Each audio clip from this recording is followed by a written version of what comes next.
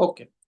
So if there are participants in the live stream, welcome to this doubt clearing session for the climate introduction to climate modeling and climate variability course. So as you know, the final exams will be happening this weekend and probably next weekend based on the city you are in. So this is kind of a session where you can clear any doubts, questions that you have regarding the course that will help you in your preparation. So those kinds of questions you can ask. So I will be here live for 1 hour period. So please feel free to add comments in the chat section, add your questions in the chat section, and I can answer them one by one.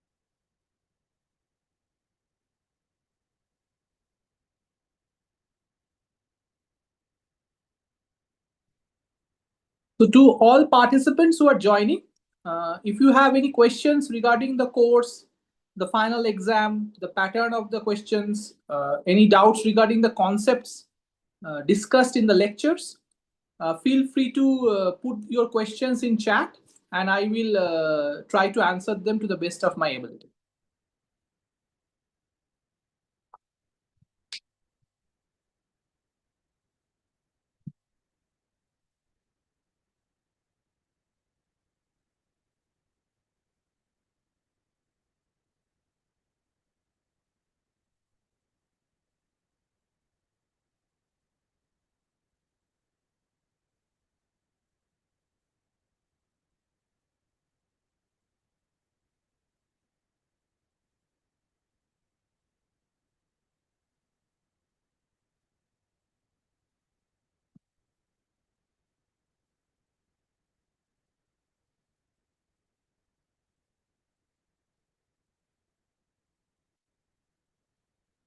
So can you please give the detailed information about the examinations, the pattern which we got during the assignment, as like the same questions will be available over there?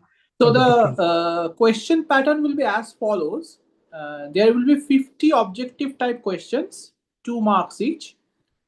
Around 25% of the questions will be coming directly from some questions that have been asked during the assignments. Another 25% will be similar to assignment questions. And the rest 50% will be new questions, but based on the lecture material and the video lecture material that I have covered. Okay. Around 70 to 75% of the marks is allocated to conceptual questions, that is true and false, multiple selection questions, multiple choice questions. Rest 25% are short numerical type questions where you will have a fill in the blanks type answer. So you can give the make the calculation and give the answer, type the answer into the question itself. So that is the pattern. You are the numerical questions will be usually short, so we are not asking for long derivations or long problem solving status. Small numerical type questions based on some simple formulas that you should be remembering from the video lectures. from various parts of the course will be given. And we have always tried to have equal distribution for all the weeks in the question paper.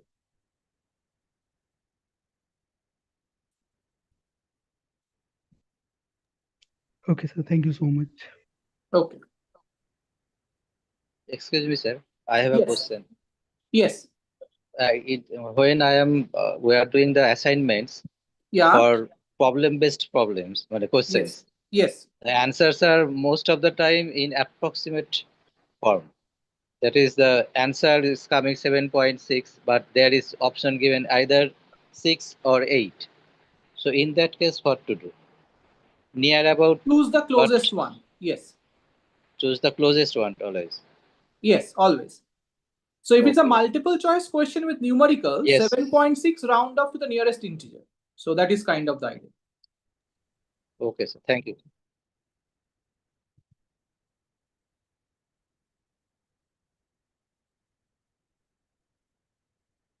I have tried to make the paper as easy as possible. But of course, you should be practicing the assignment questions because a lot of the questions will be coming from the assignments similar to that. And if you properly follow the video lectures, then you should be able to get all the answers. Another question, sir. Yes. Our doctor's thermometer, the mercury thermometer, Yes. clinical thermometer, basically. Correct. Is it for measurement of temperature or not? Because It's in measurement assignment there of was a body question. temperature. Yes. It's measurement of body temperature, but not air temperature. But in question it was not written that assignment that for measurement of temperature of earth or atmosphere. Only for measurement of temperature. And option was there also given the clinical thermometer. So I have chosen it as right, but it becomes wrong. Because in the question it was not written that we have to measure the atmospheric temperature or earth temperature or anything. Uh, I mean, it's primarily dependent on climate and meteorology, right? So Okay. this is the core subject. So I think that was kind of assumed that when you are asking for measuring of temperature, it's in the context of meteorology and climate science. And you Okay, cannot so measure in air temperature with clinical thermometer, correct? okay. So in case of final exam, we have to Yes, so the remember that. correct answer, if that comes, do not choose clinical thermometer because that is wrong, right? So, Okay. Thank you, sir.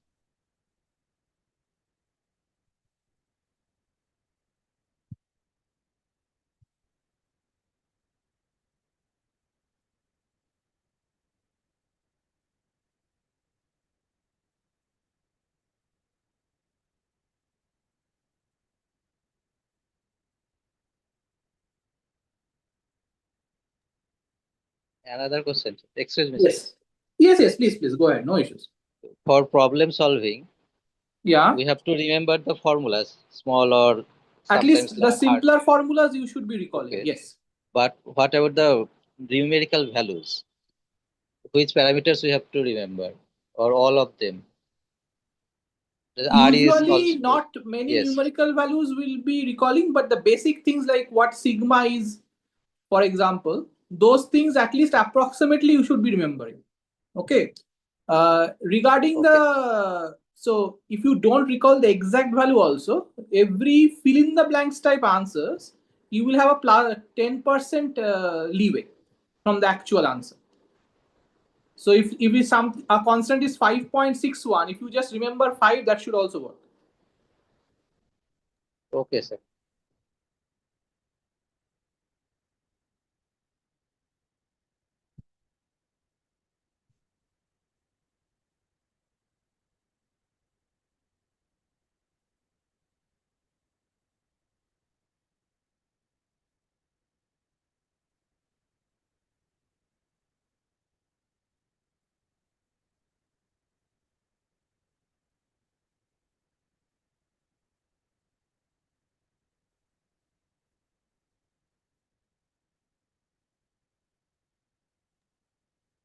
I have another doubt on image processing technique.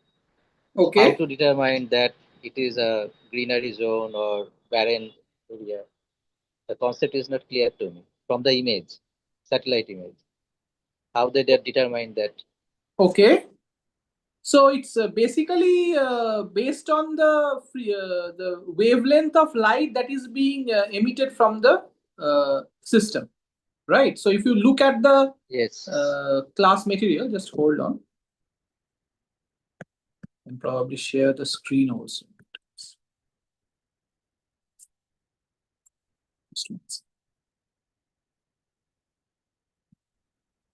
I have seen that, but concept is not clear to me now. Yes, I will just go to the material and explain a little bit carefully. Okay, sir. That's the...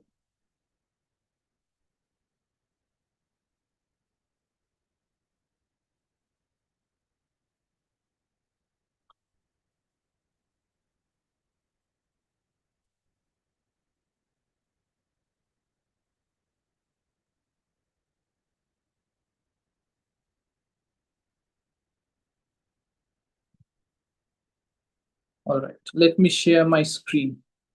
Just 1 second.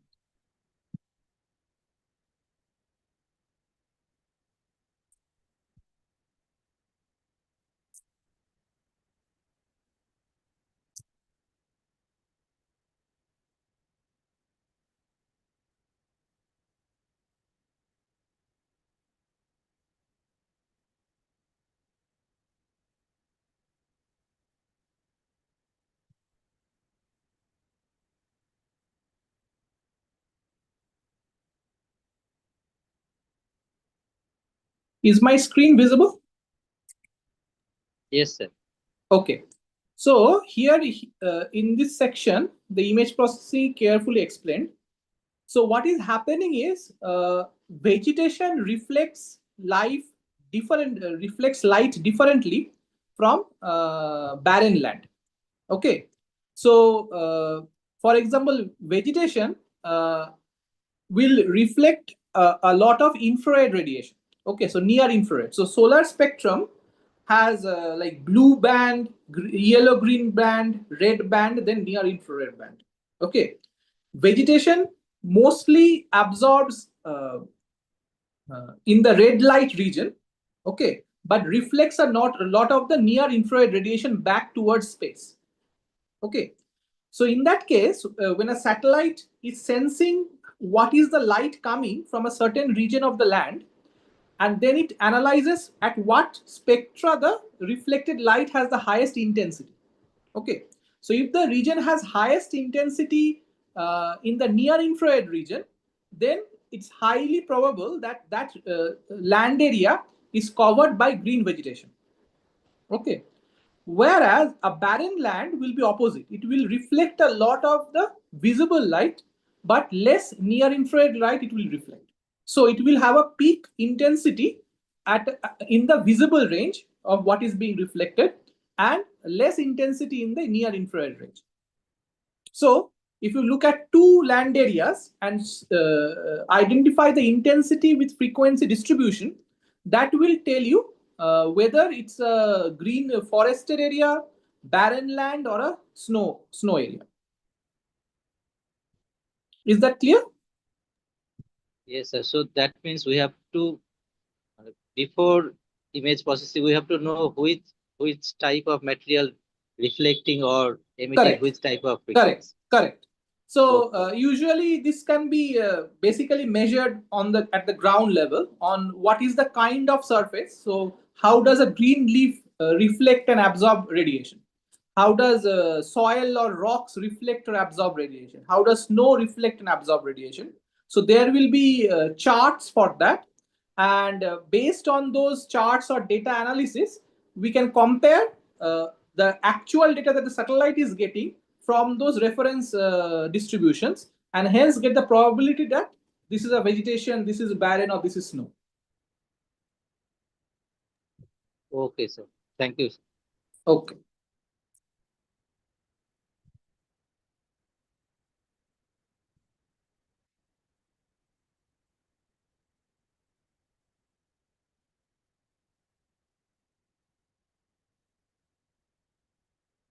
Kavya, so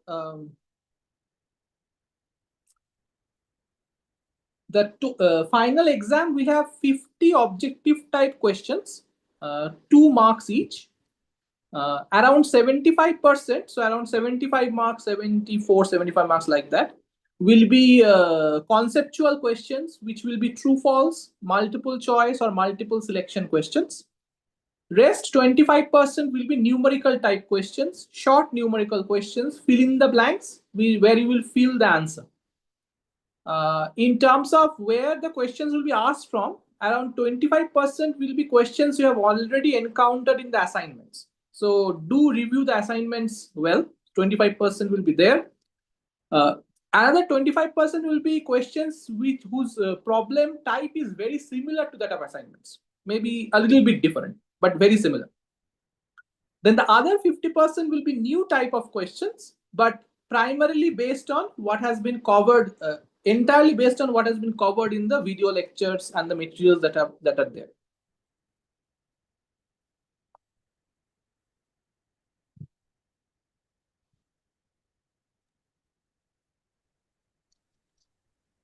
I have another question, sir.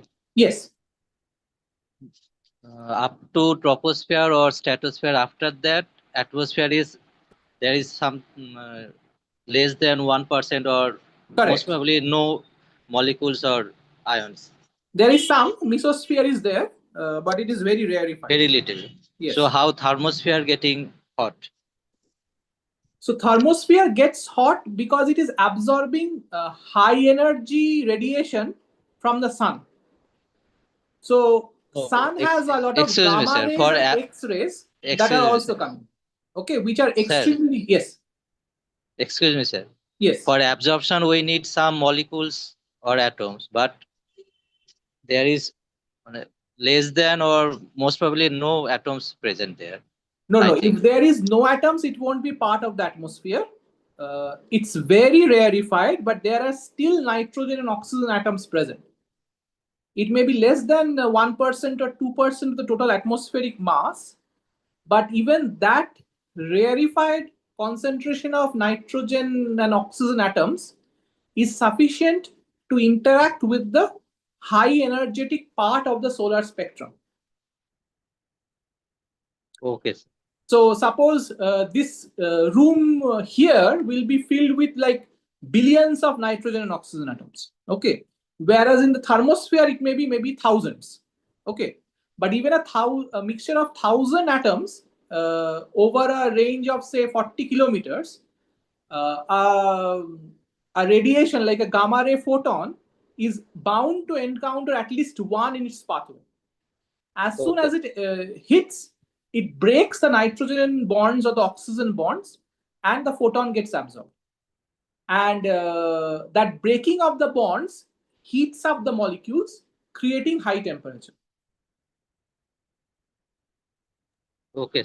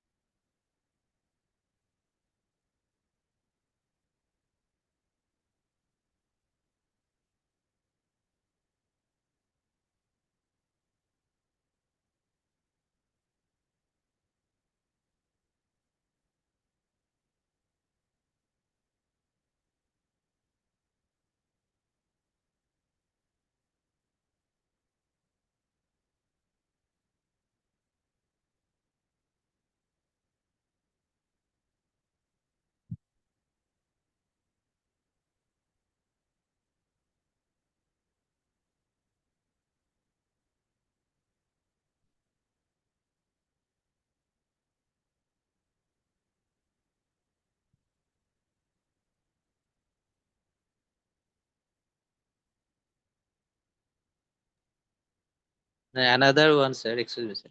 Yes. The concept of El Nino and La Nina. If you can explain in Yes. short. El Nino and La Nina both.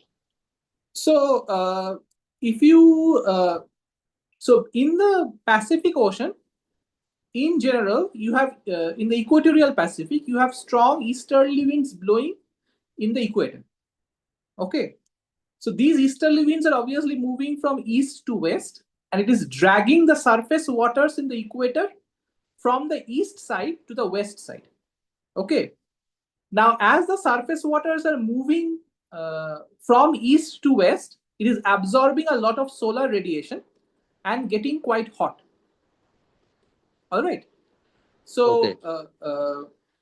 given that you are getting a kind of a pool of hot water hitting the Indonesian and the Australian coast of Pacific because of this westward flow of water from the coast of California, Mexico, that region towards the Indonesian area.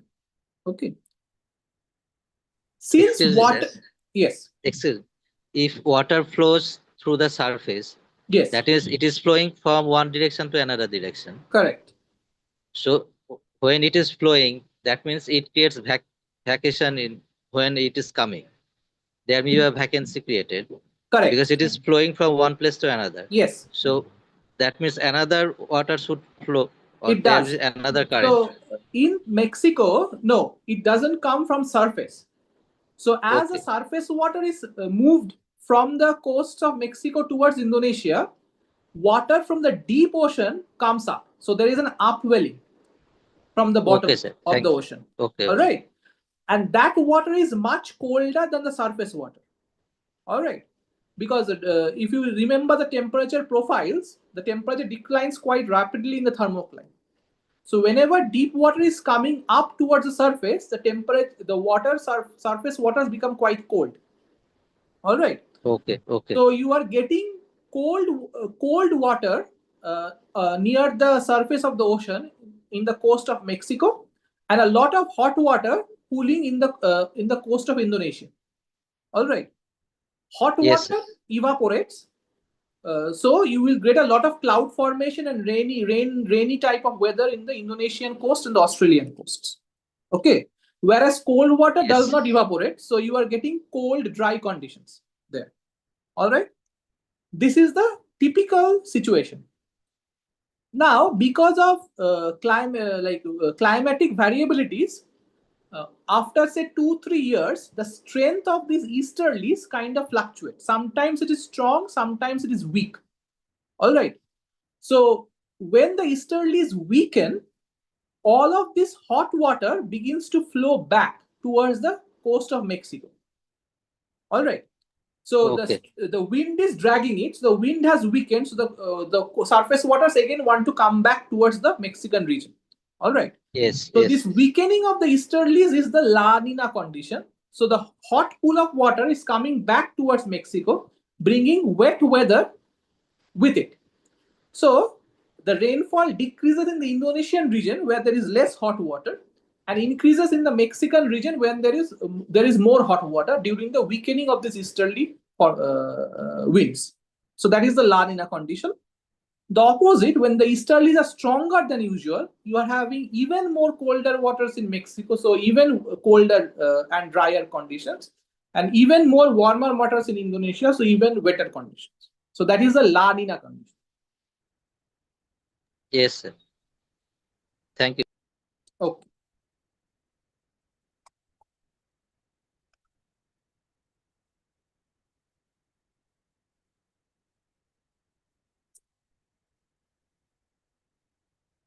So Purvika is asked whether it's an environmental issue or an economic one. Well, it's both. I would say it is both an ecological problem and a humanitarian problem. All right. So, and that has consequences in the economy. Humanitarian problem because climate change is creating increasing extreme weathers which are causing much hardship to the people who are suffering from them. So if you have extreme hot heat waves, extreme droughts, stronger floods, or increase in the sea level, which is inundating low-lying areas, that is displacing people, causing harm in food supplies, causing problems in agriculture, causing more like malaria and other tropical diseases to be becoming more intense. So these are causing more disease, death, and poverty burdens in many countries. So that is a humanitarian and an economic problem. Environmentally, it is damaging existing ecosystems, like the mountain glaciers in Himalayas are retreating, which may cause significant problems in the flow of rivers that are in India, Africa, and other places. Uh, then you have retreat of polar ice caps, which is endangering many of the critical ecosystems there. So there is a ecological damage as well as humanitarian damage caused by climate change. Overall, the concern here is not the climate is changing, it's that the climate is changing much faster than what human societies and natural ecosystems can adapt to. So we are having cases where the Amazon rainforest, you are getting forest fires, which is typically a very moist region, which is disrupting many of the critical ecosystems there. And these kinds of examples are all over the place. So the rate of change is causing the most greatest difficulty.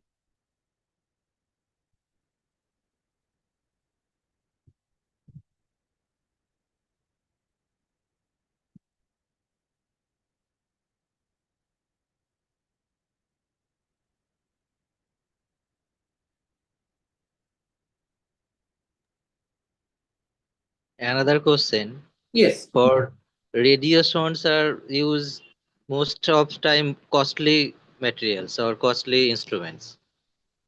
Yes. But it is Thermopiles are not. costlier. Yes. But it is not recovered. Why? Sorry? After For the the radio experiment, songs. Radio radio songs, right? sounds. Yes, No, the yes. radio songs are usually made of cheaper instruments. If you see, we are not using very sensitive measurement systems. Reasonably cheaper systems are used for the temperature measurements, for the pressure measurements. Small humicaps, small hygristors. The temperature sensors are usually like resistance made of simpler metals. So we do not, and the fall kind of damages them. So it's not very economical to recover them again. Okay, sir. Yeah.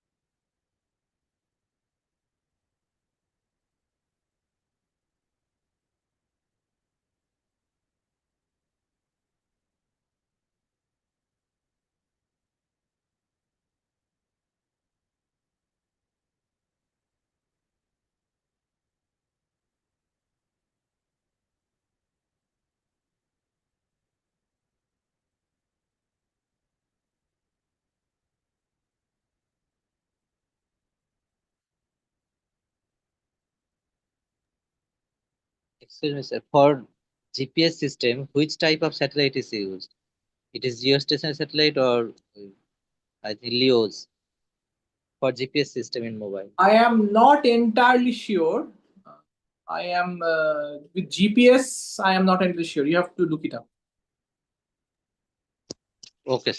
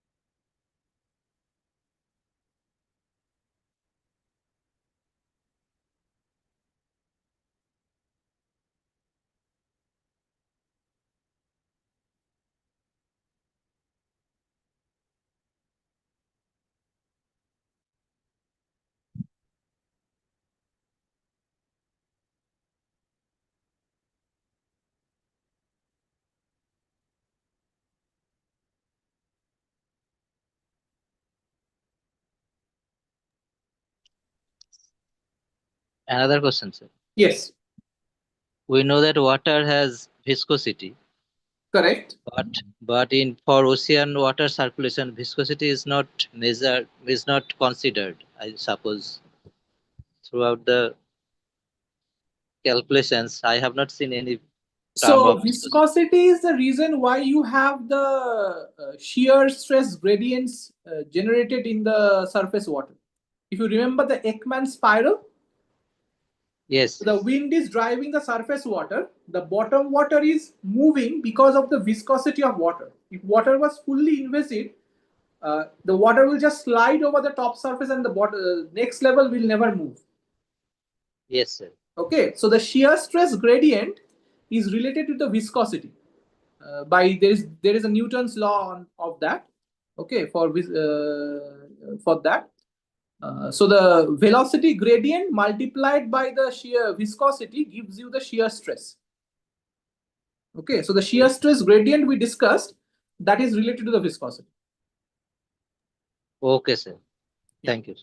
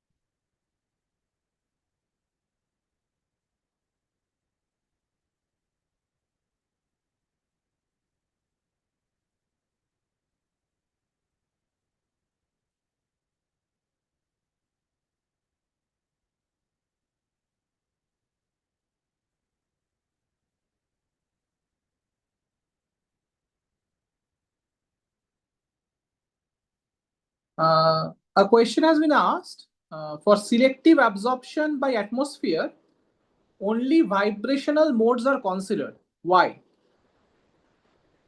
So the rotational modes are not very selective. So you have a molecule and you are getting a photon hitting that molecule. It is causing that molecule to rotate about the various axis of inertia that the molecule has.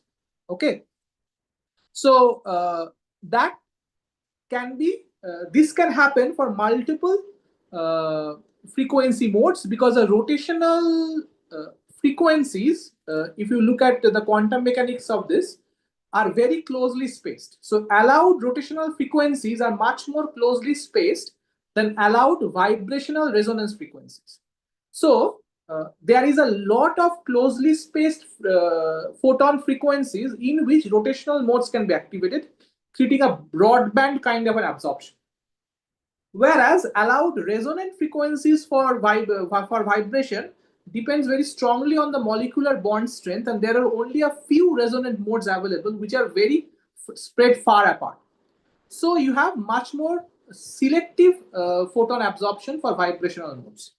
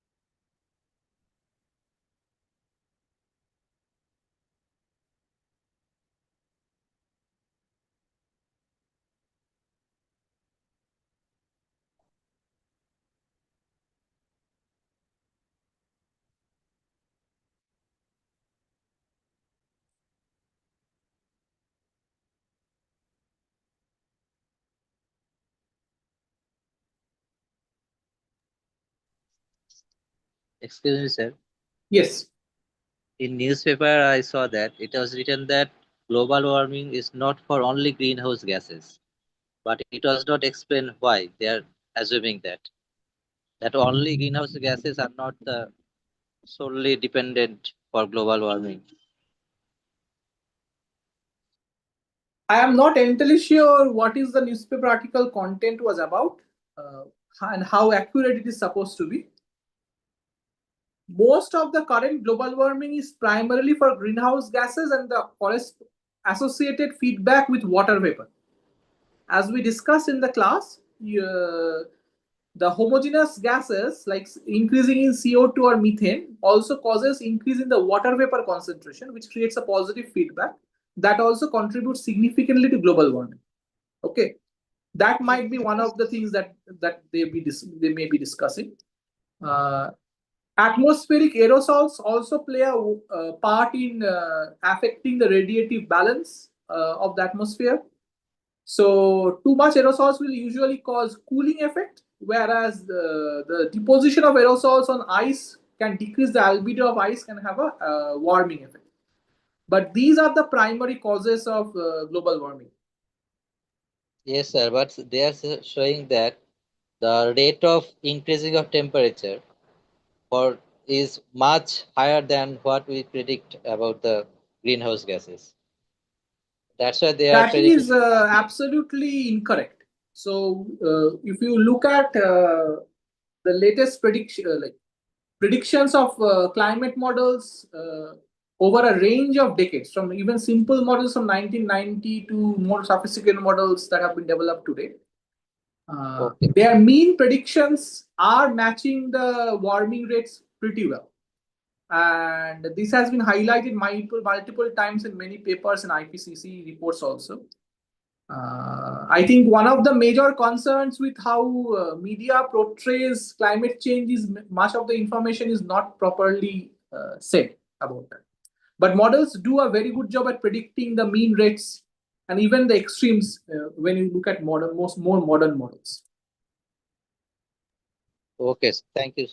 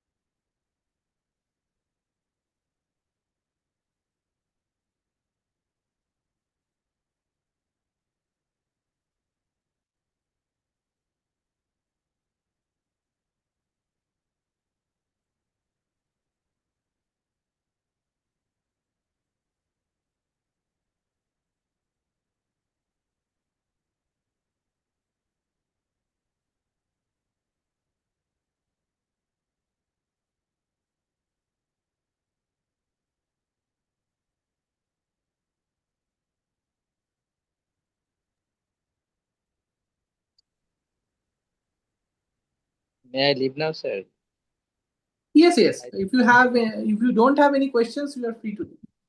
no, I have no question, but I was slightly tensed about the exam. No, no, don't be tense. Review the what has been covered, and I'm sure you will do very well. Okay, sir. Thank you, sir. Bye, sir. Best of luck.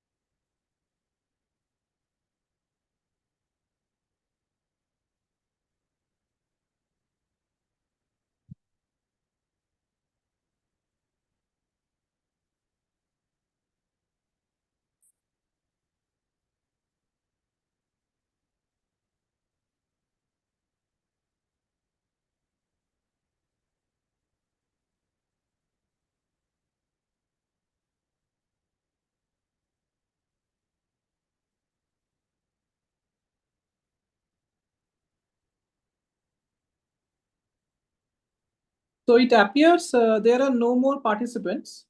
So should we close this session or should we wait till 8 p.m.?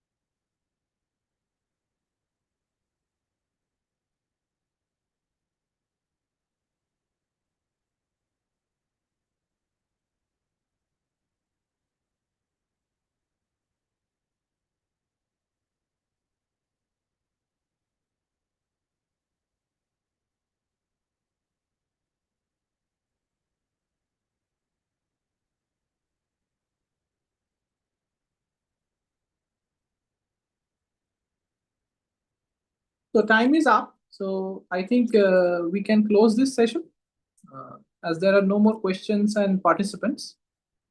I am going to leave the session.